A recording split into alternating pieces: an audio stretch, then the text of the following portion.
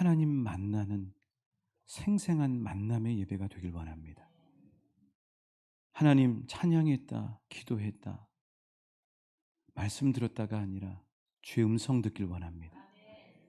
사무엘아, 사무엘아, 사무엘아고 하고 불렀던 것처럼 우리 이름을 사랑스럽게 부르시는 주의 음성이 들려지는 예배가 되길 원합니다. 그리고 저희들은 주님 말씀하옵소서, 종이 듣겠습니다. 주의 사랑의 품에 안겨 잠잠히 잠잠히 주님 바라보고 주님 곁에서 주님의 말씀에 붙들리는 시간 되게 역사하여 주옵소서. 예수님 이름으로 기도하옵나이다. 아멘. 우리 주님 이름으로 사랑하고 축복합니다. 지난주에 우리가 익히 알고 있는 그 이름만 들으면 알 수 있는 대형 생활용품 할인 매장, 전국에 체인점이 있죠. 우리 삼례에도 있는 걸로 알고 있습니다. D사에서 판매한 용품 하나가 큰 이슈를 받게 됐습니다. 그 용품이 뭐냐면요, 아이들 목욕시키는 욕조입니다. 아이들 욕조인데 이게 이제 그 요새 인기가 많으면 국민템이라고 그러더라고요. 저도 잘 몰랐는데 국민 아이템을 줄여서 국민템이라고 그러더라고요. 국민템에 들 정도로 인기가 많은 그런 욕조입니다. 왜 그러냐면은 아이들 우리가 목욕시켜봐서 알지만 목을 잘 가눌 수 있도록 이렇게 목받침대가 돼 있어가지고 그렇게 인기가 많았다는 거예요.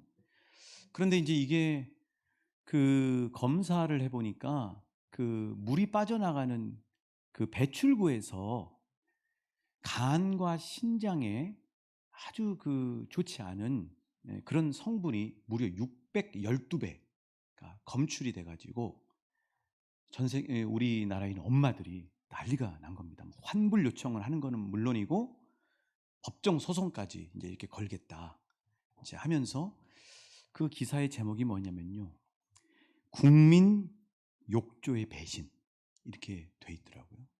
여러분 당연한 거 아니겠어요? 아이들한테는 안전이 정말 중요한데 엄마들이 얼마나 화가 나고 배신감을 느끼면서 그렇게 정말 주목할 수밖에 없지 않겠습니까? 그런데 여러분 우리가 지금 대림절을 맞고 있는데요, 예수님이 태어나셨을 때를 한번 생각해 보셨습니까? 예수님이 어디서 태어나셨죠? 호텔에서 태어나셨나요? 왕궁에서 태어나셨나요? 아니죠. 마국간, 말 키우는 마국간, 그 또 뭐 나귀를 키우는 나귀 곡간이라고도 해요. 왜냐하면 그 당시에 말은 아무나 탈 수 없는 거였으니까. 그거는 뭐 성경에 정확하게 나와 있지는 않으니까 어딘지는 모르지만 분명한 사실은 아무튼 냄새나는 마국간이 됐건 나귀 곡간이 됐건 곡간에서 태어나셨다고요. 그렇죠? 그리고 이제 태어나셔서 어디에가 받쳐져요? 목받침이 있는 좋은 욕조에, 아니면 우리 아이들 집에 이렇게 하는 그 침대, 거기에 받쳐졌나요? 아니죠. 한번 사진 보여드릴게요. 오늘 말씀 누가복음 2장 6절 7절에 보면 이렇게 말씀하고 있는데, 먼저 말씀 한번 띄워주시면 좋겠습니다. 같이 읽어보실게요. 예수님이 어디서 태어나셨고 어떻게 태어나시자마자 어디에 받쳐져 있었는가? 누가복음 2장 6절 7절입니다. 시작. 거기 있을 그때 해산할 날이 차서 첫 아들을 낳아 강보로 싸서 구유에 뉘었으니 이는 여관에 있을 곳이 없습니다. 자, 구유라는 말이 뭐냐면 이겁니다. 사진으로 보여드리면 이거 아시죠? 네, 더 실제적으로 한번 보여드릴게요. 소 곡간에 있는, 외양간에 있는 저거 아시죠? 예전에 다 집집마다 하나씩 있었잖아요. 아유, 그럴 줄 알았으면 좀 하나 모아놓을 걸 그랬네, 이런 생각이. 저기에 예수님이 이렇게 태어나자마자 강보, 포대기에 쌓여가지고 뉘어진 거죠. 여러분 그 마국간이 됐건 나귀곡간이 됐건 거기 어땠을까요? 아주 산후조리원처럼 깨끗하고 병원 산부인과처럼 깨끗하고 위생적이었을까요? 아니죠. 여러분 외양간에 들어가 보시면 알지 않습니까? 소가 여기저기 막 똥 싸나 놓고 파리들 날리고, 그죠? 뭐 유대 땅도 엄청나게 더운 데니까 그러지 않겠어요? 냄새가 엄청 진동을 했을 거예요. 거기서 예수님이 태어나신 거예요. 그럼 여러분 소 여물통이 깨끗하나요? 아니 오늘날 무슨 뭐 옛날 우리 전통 농기구나 이런 거 모아놓은 데야 박물관 같은 데야 잘 씻어서 놔두지만 그냥 막 쓰는 그 여물통 아닙니까?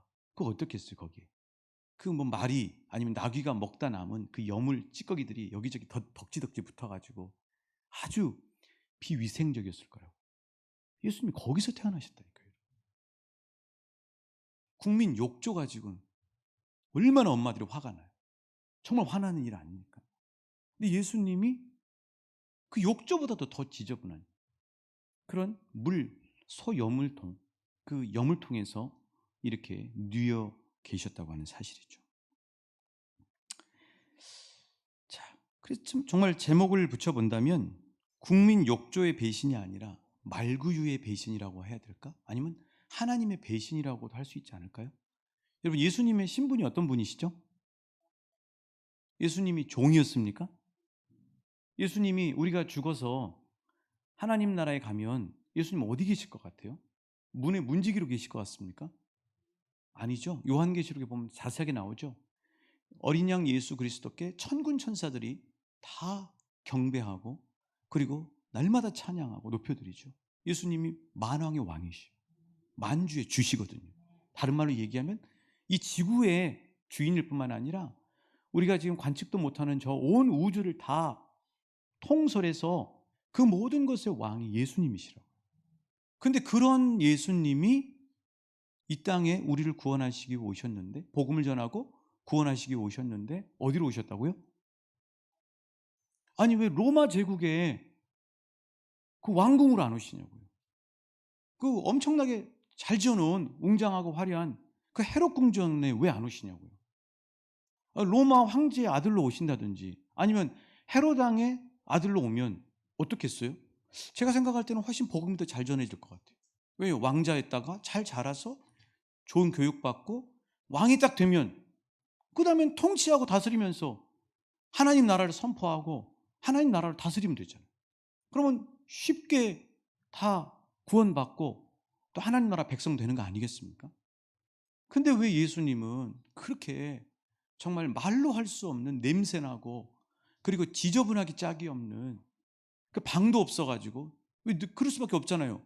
그 호적을 신고하러 가는데 엄마가 지금 맞달인데 맞달 돼서 배가 나와가지고 저 북쪽의 갈릴리에서 남쪽 유다 베들레헴까지 오는데 빨리 올 수가 없잖아요. 그러니까 다른 사람이 다 여관 방을 차지해버린 거예요. 겨우겨우 참고 하는데 막 산통이 시작돼가지고 부랴부랴 예수님을 낳으시게 됐잖아요. 자, 그런 상황에서 그 지저분하고 비위생적인 그 마구간, 그곳에서 예수님이 나시고 구유에 이렇게 누이셨는데 왜 그렇게 오셨을까요?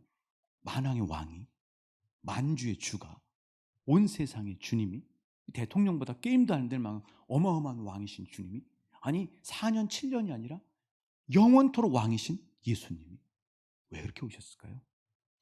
마태복음 20장 28절에 이렇게 말씀하시죠. 왜 예수님이 그렇게 오셨는가? 같이 읽어보실게요. 시작. 인자가 온 것은 섬김을 받으려 함이 아니라.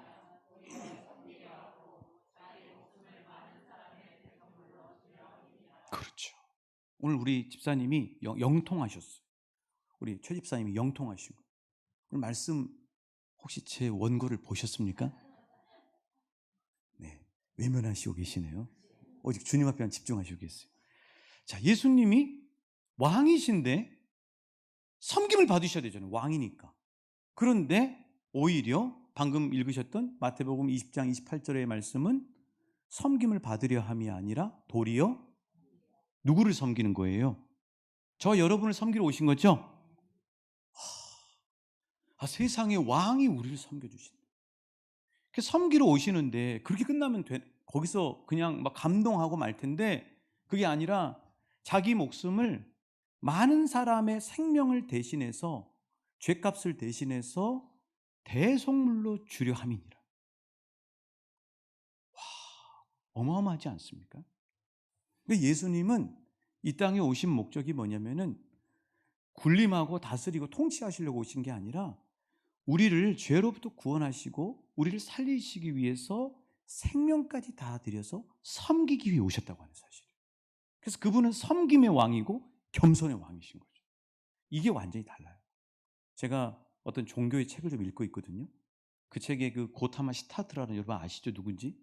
그분은 태자왕으로 왔어요. 왕으로. 이 땅에 올 때. 예수님은 완전히 이름도 없는 그냥 시골뜨기 베들레헴 그곳에 말국간, 이 마국간으로 오셨다고 하는 사실이죠. 왜 그렇게 오셨다고요? 우리를 섬기기 위해서 오셨어요. 섬기기 위해서. 여러분, 이 섬김이란 말이 무슨 말씀이냐면요, 헬라어로 한번 따라해 주시겠어요? 디아코니아. 여러분, 저는 설명해서 말씀드렸을 거예요. 디아코니아가 뭐냐면 디아라는 전치사와 코니아라는 말이 붙어서 된 말인데, 디아는 무슨 말이냐면 통하여, 이런 말이에요. 영어로 하면 수루. 코니아는 뭐냐면요, 더스트, 먼지. 섬김이 뭐냐? 먼지 뒤집어 쓰는 거예요. 섬김이라고 해요. 우리가 새벽방을 섬기고, 우리가 마을 잔치를 하면서 섬기고, 우리가 마을을 뭐 이것저것 하면서 섬기러 간다는 건 뭐냐면, 해외 단기 선교 간다고 하는 건 뭐냐면은 디아코니아예요. 그걸 다 디아코니아라고 그러는데, 그게 봉사라는 말인데, 그게 뭐냐면은 헬라 원어로 먼지를 뒤집어 쓴다는 거예요. 먼지를 뒤집어 쓰는 게 봉사고 섬김이에요. 근데 예수님이 이 땅에 오신 이유가 뭐라고요? 왕궁의 왕좌에 앉기 위해 오신 게 아니라, 군림하시기 위해 오신 게 아니라 디아코니아, 섬김을 위해서, 다른 말로 이야기하면 먼지를 뒤집어 쓰시기 위해 오셨다는 사실이에요. 자, 그래서 예수님의 사역이 시작되는 게 공생애라고 그러는데, 그 공생애 사역을 시작하실 때 예수님이 첫 발을 어디서 내딛습니까? 첫 발을, 자, 이 요한복음을 읽어보면요, 요한복음은 시간과 공간을 기준으로 해서 써져 있어요. 다른 것들은 시간 순서가 아닙니다. 마태복음, 마가복음, 누가복음은 시간 순서가 아니에요. 시간 순서로 되어 있는 게 아니라 편집 순서로 되어 있는 거예요. 그게 아니고, 요한복음은 6월절이라는 시간을 기준으로 해서 예수님이 십자가에서 죽으시고 부활하시기까지 되어 있어요. 또 하나는 공간이 어떻게 되어 있냐면, 저 북쪽의 갈릴리, 그리고 남쪽의 예루살렘, 이 공간을 이동하는 것을 사도 요한은 기준으로 해서 시간과 공간을 기준으로 썼다고요. 자, 그러면 여러분, 예수님이 공생애를 딱 시작하면은요, 기양에 이 땅에 구원하러 오셨으면 저 서울에 가서, 저 시골로 가는 게 아니라 서울로 가가지고 그 청와대 앞에서 외쳐야 되는 거 아닙니까? 회개하라, 천국이 가까웠느니라. 나는 여러분을 살리고 구원하기 위해 하나님 나라를 보여주고 알려주기 위해 이 땅에 왔습니다. 그렇게 기자회견해야 동아일보 기자도 오고, 조선일보 기자도 오고, 경향신문 기자도 오고, 어떤 신문도 얘기할까요? 와서 다 카메라 프레시 막 터트리면서 그럴 거 아닙니까? 근데 예수님이 어디서 시작하냐고요? 예수님 먼지 나는 데서부터 시작합니다. 그게 어디냐고요? 저 유대 광야예요. 유대 광야에서 뭐 하죠? 40일 동안 금식하시고 시험을 받으셨죠? 여러분, 유대 광야에 가시면 어떨 것 같아요? 깔끔하고 미세먼지도 없고 공기청정기가 돌아가고 아주 화려한 이 기둥들과 웅장하고 그런 기둥과 막 금이 발라져 있는 그런 곳입니까? 아니죠. 척박하게 그지없고요, 수도 없이 한시도 쉬지 않고 바람이 부는데, 그 바람이 온통 뭐예요? 먼지바람. 먼지바람은 어마어마하게 먼지를 마셨을 거라고. 40일 동안 거기서 식사를 하시지 않고 금식하시면서 시험을 받으셨으니, 여러분, 예수님의 머리부터 발끝까지 뭐가 뒤덮여 있겠습니까? 먼지가 뒤덮여 있잖아요. 예수님 깔끔하고 깨끗한, 막 우리 그 성화에 보면 나오는 그런 예수님의 모습이 예수님의 첫 사역의 시작이 아니라, 첫 발걸음의 시작이 아니라 완전히 먼지를 들이마시고 먼지를 뒤집어 쓰시고 시작하신다고. 예수님. 그러니까 이 예수님이 그런 행보들은 뭐냐면요, 예수님은 저 높은 곳을 향하여 오신 게 아니고요, 오늘 설교의 제목처럼 저 낮은 곳을 향해 오셨어요. 그걸 예수님이 우리에게 삶으로, 행동으로 보여주시기 위해 섬기로, 더스트, 이 먼지를 뒤집어 쓰시면서 광야에서부터 첫 사역의 행보를 시작하신 것이죠. 그래서 우리 찬송 부르실 때 525장인가요? 저 높은 곳을 향하여 날마다 나아갑니다. 이 찬양을 이렇게만 부르시지 말고 그것도 필요해요. 저 높은 곳을 향해 날마다 나가셔야 돼요. 그러나 또 하나는 오늘 말씀, 하나님이 주신 말씀 들으시고는 가사를 좀 바꿔서 부르시면 좋을 것 같아요. 저 낮은 곳을 향하여 날마다 나아갑니다. 내 뜻과 정성 모아서 날마다 봉사합니다. 저 낮은 곳을 향해. 예수님이 이 땅에 오신 목적은 저 낮은 곳으로 오셨어요. 먼지를 뒤집어 쓰시기 위해 오셨어요. 그래서 예수님은 온 그 팔레스타인 땅, 동서남북을 그냥 쓸고 다니셨는데, 그 쓸고 다니신 예수님은 먼지를 뒤집어 쓰는 건 기본이고요. 그렇게 먼지를 뒤집어 쓰고 이 먼지 바람을 뚫고 가시면서 하나님으로부터 저주받았다고 이야기 듣는 병자들을 찾아가시고요. 그리고 사람들로부터 몸이 말을 안 듣고 장애를 가지고 있다고 손가락질 받는 그 장애인들을 찾아가시고요. 누구한테 말로 할 수 없는 차별과 그 상처를 받는 그 너무나 가슴이 시려서 견딜 수가 없는 그런 상처 입은 자들을 찾아가시고요. 예수님은 섬김을 받으러 오신 것이 아니라 섬기기 위해서 먼지를 뒤집어 쓰시고 저 높은 곳을 향해서 예루살렘으로 가신 것이 아니라 갈릴리, 낮고 후미지고 어두운 곳을 향해 찾아가셨다고 하는 사실이에요.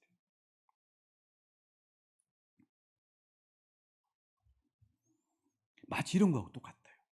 근데 놀라운 신비가 뭐냐면, 여러분 예수님 만나시고 싶으십니까? 여러분 예수님 음성 듣고 싶으십니까?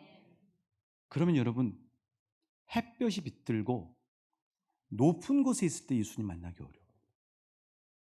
여러분 인생이 막 성공하고 잘되고 형통하고 원하는 대로 응답이 오고 그리고 사람들에게 주목받고 이렇게 햇볕 찌고 높은 곳에 있을 때는 예수님 만나기가 어려워요. 사실 그게 위기예요. 그럼 어디서 예수님 만나느냐? 어디에 예수님이 계시느냐? 실패하고 부끄럽고 남 앞에 얼굴 내세우기가 쉽지 않고 얼굴 내세우고 싶지 않고 너무 힘들면 방에 들어가 있잖아요. 안 나가잖아요. 너무너무 가슴이 이 겨울이어서만 추운 게 아니라 마음과 몸이 너무너무 시려울 때, 그렇게 어두캄캄하고 낮은 곳에 있을 때 예수님을 만나는 경향이 많아요. 왜냐하면 예수님은 높은 예루살렘으로 오신 것이 아니라 먼지를 뒤집어 쓴 낮은 곳으로 오셨기 때문에. 예수님은 낮은 곳에 계세요. 예수님은 낮은 곳에 계신다니까요. 여러분 차인표 씨 아시죠? 이 차인표 씨가요, 어렸을 때부터 모태신앙입니다. 어머님이 아마 목사님일 거예요. 근데 그러니까 항상 예배드리고 항상 주일 성수하고 항상 가정에서 성경 말씀 듣고 찬송 소리 듣고 이렇게 자란 사람이에요. 근데 이분이 성장하고 성장할수록 어떤 마음에 갈급함이 생겼냐면은 주님의 음성을 자신이 직접 듣고 싶은 거예요. 주님의 음성을. 그래서 오죽했으면은 출연료도 안 받고 지저스라고 하는 유명한 뮤지컬에 1년도 아니고 2년도 아니고 3년도 아니고 4년 동안을 예수님 역할로 4년 동안을 그 뮤지컬에 참여한 거예요. 근데 그 이유가 뭐냐면은 그냥 거기서 사람들한테 막 공연 보여주고 이런 게 아니고 자기가 누구한테 얘기를 못했지만 예수님 음성을 좀 듣고 싶었다. 근데 그렇게 4년 동안을 그 지저스라고 하는 뮤지컬을 뛰어도 예수님 음성을 들을 수가 없었어요. 근데 그러던 어느 날 그 차인표 씨 부인이 우리 전에 그 간증하셨던 신혜라 집사님이잖아요. 이분이 이제 뭐냐면은 그 아이를 본인이 낳으신 아이가 아들 하나예요. 그리고 이제 딸 둘은 입양을 했거든요. 이분이 무슨 봉사를 하시냐면은 고아원이나 또 이렇게 그 부모님이 없는 아이들 있는데 그런 데 가셔서 봉사를 하셔요. 그리고 이제 이분이 무슨 사역을 하시냐면 컴패션이라고 아십니까? 컴패션. 이 컴패션에서 홍보대사로 사역을 하고 있었어요. 근데 이제 컴패션이 우리나라에 있는 아이들만 돌보는 게 아니라 정말 어려운 가난한 나라들의 아이들까지 가서 돌보는 거죠. 그 컴패션 프로그램 중에 동인도의 콜카타라고 하는 지역에 이 시네라 집사님이 컴패션 그 팀들과 함께 가기로 되어 있었어요. 그러다가 사정이 생겼어요. 갈 수가 없게 된 거예요. 그래서 본인 대신 누구를 보냈을까요? 남편 차인표 씨를 보낸 거예요. 당신이 가라. 자, 그러면 그 차인표 씨가 기쁨으로 갔을까요? 마지못해 갔을까요? 밥 얻어먹기 위해서 갔겠죠. 그랬겠죠. 마지못해서. 그러니까 그 팀하고 이제 출국을 하는데 인천공항에서 대한항공 비행기를 타고 가는데 그 비행기에 다른 사람들 이코노미석, 보통 좌석에 앉는데 차인표 씨는 혼자 그 사람들하고 섞이기 싫으니까 1등석에 혼자 타고 거기서 팔짱 꼬면서 즐기면서 그냥 갔다는 거예요. 그렇게 해서 이제 동인도의 그 목적지에 도착을 딱 했는데 그 시골에 있는 교회에 아이들이 이렇게 모여 있었는데 그 흰색 옷을 입혔더래요. 흰색 옷을 그렇게 입혔더래요. 그래서 이제 그 아이들한테 가서 어떤 사역을 해야 되냐면은 하나님이 너 사랑한다. 너는 사랑받기 위해 태어난 사람이다. 하면서 아이들 안아주는 이제 그렇게 하면서 거기에 구호품도 주고 아이들하고 함께 해주는 그런 시간인데 이제 그렇게 부탁을 받고 차인표 씨가 이제 나는 그건 할 수 있겠다 싶어가지고 갔는데 가서 딱 보니까 정말 아이들 기다리고 있는. 근데 그 기다리고 있는 아이들 중에 한 아이가 남자아이가 차인표 씨한테 손을 촥 내밀더래요. 근데 그 손을 딱 내미니까 그 손 잡아줘야 될 거 아닙니까? 그 손을 잡아주는 순간에 예수님의 음성이 들리기 시작하더라고요. 뭐라고 말씀을 하셨냐면 임표야 잘 왔다. 내가 널 여기서 기다리고 있었다. 너는 나의 사랑을 받기 위해 태어난 존재란다. 거기서 예수님의 음성을 들은 거예요. 그 차인표 씨가 하시는 간증 오늘 이제 카차스에 올려드릴 거예요. 여러분 가정 예배 들으실 때 8분 영상 되니까 먼저 그분 간증을 한번 보시고 예배를 드리시면 되겠습니다. 차인표 씨가 하는 얘기가 뭐냐면 자신은 그렇게 예수님의 음성을 듣고 싶고 예수님을 만나고 싶었는데 지저스 화려한 무대, 조명이 있는 무대, 사람들의 박수가 있는 무대에서 예수님의 음성이 들릴 줄 알았더니 거기서는 안 들리고 정말 후지고 그리고 후미지고 낮고 어두운 그 인도의 콜카타의 가난한 아이들, 부모가 없는 아이들 품에 갔을 때 그곳에 그 낮은 곳에 계시는 예수님을 만나게 되고 예수님의 음성을 들었다고 간증을 하더라고요. 이게 맞아요. 왜요? 예수님은 영광 받기 위해 오신 게 아니라 섬기러 낮은 곳에 오셨기 때문에. 그래서 예수님의 은혜가 어디 있냐면요, 낮은 곳에 있어요. 왜냐하면 예수님은 낮은 곳에 가 계시기 때문에. 우리가 낮을 때 돈이 많고 적고 이게 아니라 우리가 차갑고 낮고 어둡고 힘들 때가 실은 기회예요. 예수님을 뜨겁게 경험하고 예수님의 사랑을 경험할 수 있는 은혜의 기회인 거예요.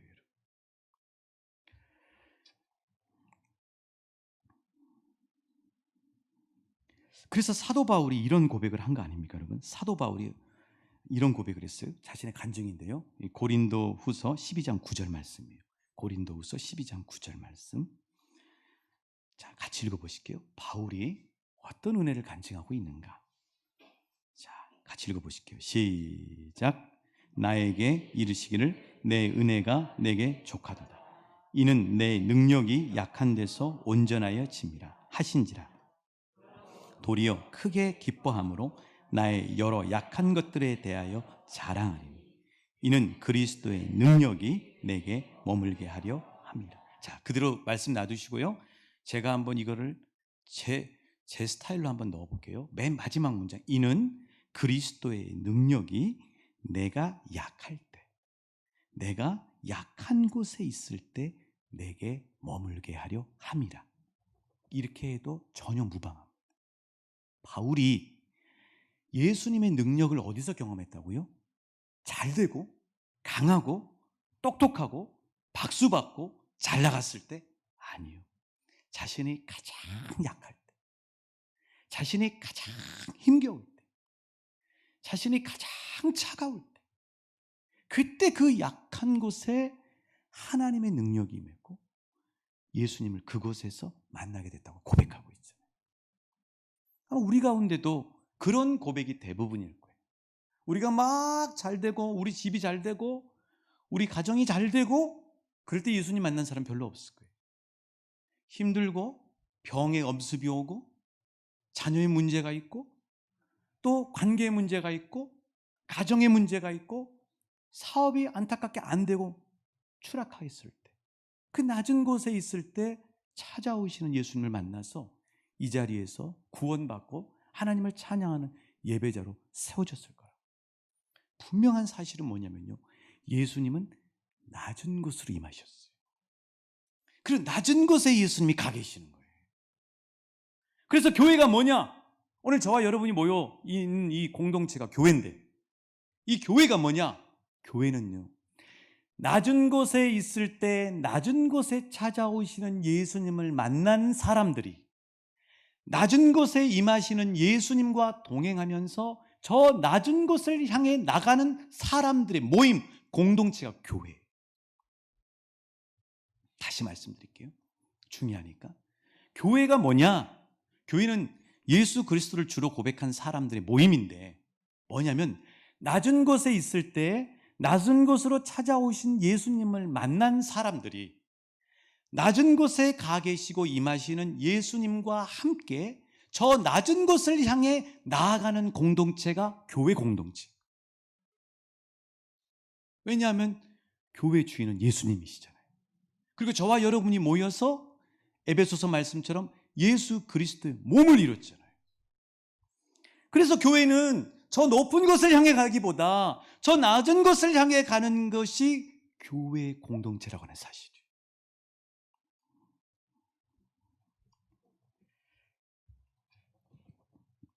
그래서 오늘 본문인 이 초대교회의 모습을 한번 보십시오. 초대교회의 모습. 자, 2장 47절 말씀 같이 한번 읽어보실게요.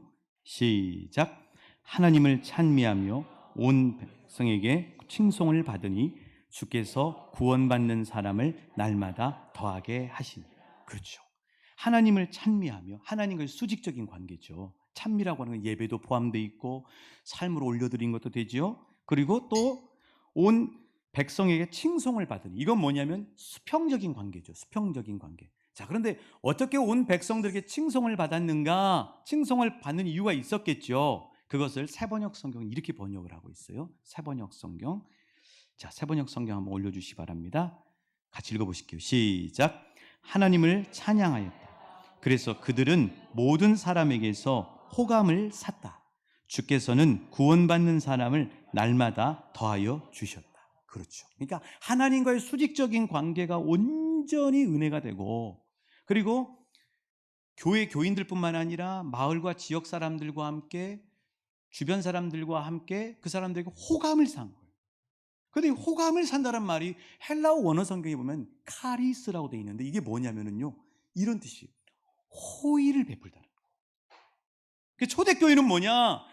자기들끼리만 성전에 모여가지고 하나님 예배하고 찬양하고 막 좋아가지고 그렇게 해서 은혜 받고 성령 받아가지고 막 좋아서 그냥 그 안에 머물러 버리는 게 초대교회가 아니고, 그렇게 예배 드려서 하나님 앞에 은혜를 받고 사명으로 불타고 난 다음에 가정으로, 직장으로, 마을로, 삶의 자리로 흩어져 가지고 사람들에게 호의를 후히 베푸는 사람들이 초대교회였다는 사실이에요.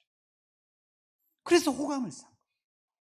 그러니까 그 교회에 그 사람들의 모습을 보고 예수 안 믿는 사람들은 하나님을 안 만나고 못 봐도 그 사람들을 만나면 그 사람들 통해서 하나님의 사랑을 경험하니까 주께서 구원받는 사람을 날마다 더하게 하는 역사가 일어나게 된 것이죠. 자, 그러면 이 초대교회는 어디로 갔느냐? 필요를 따라 간 거죠. 그게 45절의 말씀인데요. 그 필요한 곳이 어디냐? 뭘 필요로 하는 곳이 어디예요? 높은 곳이 낮은 곳이에요? 낮은 곳이죠. 코로나 때문에 힘이 빠지셨습니까? 그렇다고 아멘 소리까지 줄어드실 필요는 없으시잖아요. 하나님의 말씀이시니까. 자, 초대교회는 그 필요로 하는 것은 높은 곳이에요? 낮은 곳이에요? 낮은 곳이죠. 낮은 곳이에요. 그러니까 호의를 어디 가서 베풀었냐면은 하나님 앞에 은혜 받고 난 다음에는 필요로 하는 곳을 따라갔는데, 그것이 뭐냐면 낮은 곳에 가서 호의를 베푼. 이게 초대교회 처음 신앙인들의 모습인 거예요. 왜 하나님이 예루살렘 헤롯 성전에서 그 성전을 다 외면해버리고 마가의 다락방이 초라한 곳에서 교회를 시작하셨냐면, 그토록 하나님이 꿈꾸던 교회를 시작하셨냐면, 저 높은 것을 지향하고 자기들끼리만 잘 먹고 잘 사는 저 예루살렘에 있는 것은 하나님이 쓸 수가 없는, 그래서 낮은 곳에 있는 그 백성들 안에 같이 있는, 그리고 서민들과 함께하고 있는 그 마가의 다락방에 모여서 간절함으로 기도하는 사람들, 마음이 낮은 사람들, 심령이 가난한 사람들 가운데 머무시는 주님이 함께 하셔서 그곳에 오순절날 성령을 부으시고, 그들을 통해서 낮은 곳에 가시는 주님이 함께 그들을 데리고 와서 그곳 가운데서 복음을 증거하고 치유하고, 그리고 하나님의 나라를 이루게 되신 거죠. 그래서 교회는 높은 것을 향해 가는 게 아니고, 예수님이 가 계시고 예수님이 늘 지향하시는 저 낮은 곳을 향해 가는 것이 교회 공동체요, 그리스도인이라는 사실이에요. 그래서 예수님이 그 말씀하셨던 누가복음 10장의 선한 사마리아인 이야기 여러분 아시죠? 이 사마리아인 이야기가 어떻게 시작이 됐냐면은, 한 율법 교사가 예수님께 와서 이렇게 질문합니다. 선생님, 어떻게 해야 우리가 영생을 얻습니까? 여러분, 우리가 구원받는 거 중요하잖아요. 똑같은 질문이. 그랬더니 예수님이 뭐라고 말씀을 하시냐면은, 율법에 성경책에 뭐라고 기록됐니? 하고 다시 되묻습니다. 그러니까 이 사람이 알잖아요. 율법사니까. 하나님을 마음을 다하고 뜻을 다하고 목숨을 다해서 사랑하고 내 이웃을 내 몸과 같이 사랑하라고 하셨습니다. 이렇게 대답을 해요. 예수님이 그 대답을 들으시고 잘 대답했다, 맞다, 가서 이를 행하라 하고 말씀하시고 난 다음에 시작하신 이야기가 선한 사마리아인 이야기. 그런데 이 선한 사마리아인 이야기가요, 저도 말씀을 준비하면서 다시 새롭게 조명을 했는데, 자, 어떤 일이 있습니까? 예루살렘에서 여리고로 내려가는 길 가운데 가던 사람이 강도를 만나게 됩니다. 강도를 만나서 그 사람이 이제 엄청나게 피를 흘리고 옷이 벗김당하고 길거리에 쓰러져 있는 거예요. 그때 그 내려가던 길에 세 사람이 지나갔어요. 그 첫 번째가 어떤 사람이죠? 제사장이 지나갔죠? 자, 제사장이 지나가는데 어떻게 해요? 외면하고 갔잖아요. 왜 외면하고 갔을까요? 거룩한 제사를 드리기 위해서. 이유가 있어요, 다 여러분. 다 이유가 있어요. 핑계 댈 거 있다고요. 그냥 거룩한 제사를 드리기 위해서 간 거예요. 그냥 외면하고. 그 다음에 레위인이 지나갑니다. 자, 레위인은 어떻게 했을까요? 레위인도 무시하고 지나가요. 모른 체 하고 지나가요. 왜 그랬죠? 정결법 있잖아요. 시체 만지면 안 되잖아요. 죽어 있는지 모르잖아요. 움직이지도 않고 미동도 하지 않은 저 사람 보고 만졌다가는 내 몸이 지저분해지는 거잖아요. 삼손처럼 나시린. 그런데 세 번째 내려온 사람이 있는데 그 사람이 누구였다고요? 나귀를 타고 왔겠죠. 그 사람이 천대받는 사마리아 사람이었어요. 그 사마리아 사람은 그 쓰러져 있는 그 사람을 보자 그에게 가서 기름과 포도주를 붓고 자기 나귀에 태워서 여관에 데리고 가서 돌본 후에 여비까지 주고 더 필요하면 주겠다고 말씀하고 이야기하고 주인에게 맡기고 간다고요. 그러면서 예수님이 무슨 질문을 하죠? 이런 질문을 예수님이 하셨죠. 한번 따라해 주시겠어요? 누가 강도 만난 자의 이웃이냐? 누가 강도 만난 자의 이웃이냐? 이 질문에 포인트가 있어요. 그러니까 예수님은 강도 만난 자의 이웃이 되길 원하시는 거죠. 그래서 누구를 칭찬한 거예요? 선한 사마리아인이 된 거예요. 손가락질 받던 차별받던 지저분하던 사마리아인이 아니라 선한 사마리아인이 된 거예요. 그런데 여러분, 여기 강도 만난 사람이 있잖아요. 이 강도 만난 사람이 예수님인가 아세요? 좀 이상한 해석인가요? 자, 강도 만난 사람이, 이 사람이 어떤 상태, 강도를 만나서 어떤 상태인지 한번 말씀을 띄워드릴게요. 누가복음 10장 30절이에요. 누가복음 10장 30절. 시작. 예수께서 대답하여 이르시되 어떤 사람이 예루살렘에서 여리고로 내려가다가 강도를 만나매 강도들이 그 옷을 벗기고 때려 거의 죽을 것을 버리고 갔다. 자, 여러분, 거기 맨 마지막에 보시면 강도들이 그 옷을 벗기고 때려서 거의 죽도록 만든. 누구 생각나셔요? 자, 예수님이 겟세마네 동산에서 하나님 앞에 간절히 기도하시고 난 다음에 이렇게 이제 막 나오시는데 어떤 일이 벌어지죠?